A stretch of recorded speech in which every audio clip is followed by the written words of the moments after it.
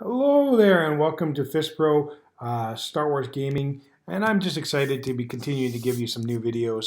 I got a couple up on the line right now with all the point changes going on. It's really exciting. But I want to talk today specifically about the sniper war part of this.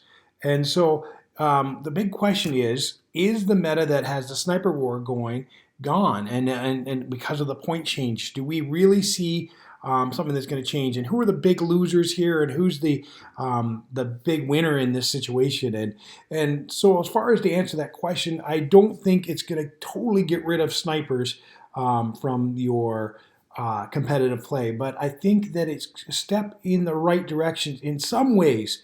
The snipers are going to be not an auto include, at least not two or three of them.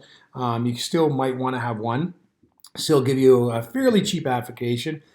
There has been some changes, but really the snipers are still a fairly good group of things. The great thing about the package always was that you could do snipers in multiple ways, and you might see the large team of commandos and Imperial troopers come out a little more. Imperial Scout troopers come out a little more than you will see had seen before, but it has not totally got rid of the sniper war. What it has changed is definitely has changed how the war goes on. It is not just a hey sniper war shooting one way to the other way and killing snipers after snipers.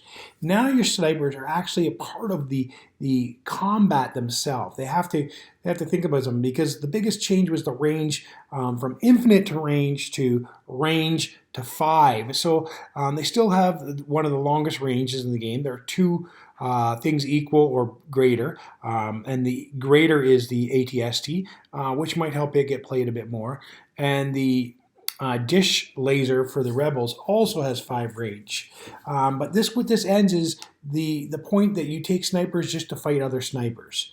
The sniper war is over, but is the sniper meta? I don't know about that. What will happen now is your snipers will actually have to go after high value troops in range, but you're not going to have your snipers attacking other snipers so much, because you'll keep them both at far distance range, but protecting the main area. They'll be more like real snipers.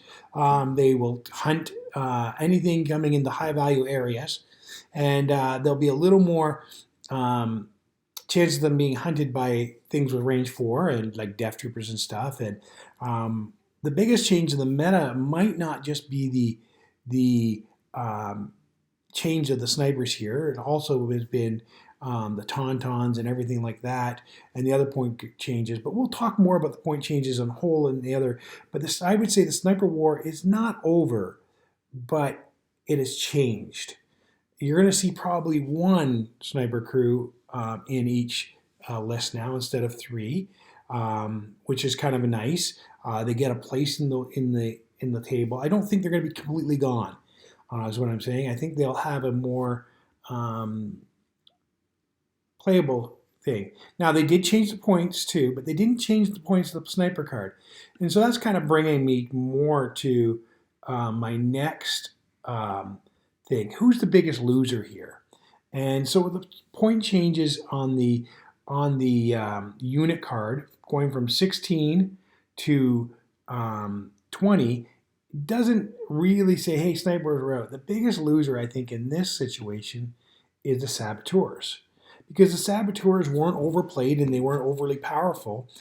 They were played well by some people in tournament play, but they weren't dominant. And so they're taking a 4-point hike to point to their point too, and they were mainly played in the smaller groupings as well. And so I'm not sure if it's the best thing for them. Maybe they need to take a point cut on the saboteurs. We'll find out. But I think in the sniper war and the point changes, the biggest loser really is saboteur teams.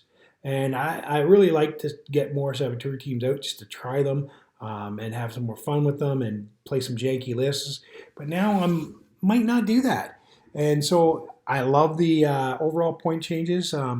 There are some other big losers on the point change, and we'll talk about that in my next video. Is did they go far enough on point changes? But all in all, I have to say that Legion is doing a good job of trying to keep their game competitive and every unit being used, and these point changes were needed for some units, and I think they might have showed Darth Vader a little love, maybe too much, but we'll talk about that in my other video. So stay tuned for my next video and look forward to all the great stuff.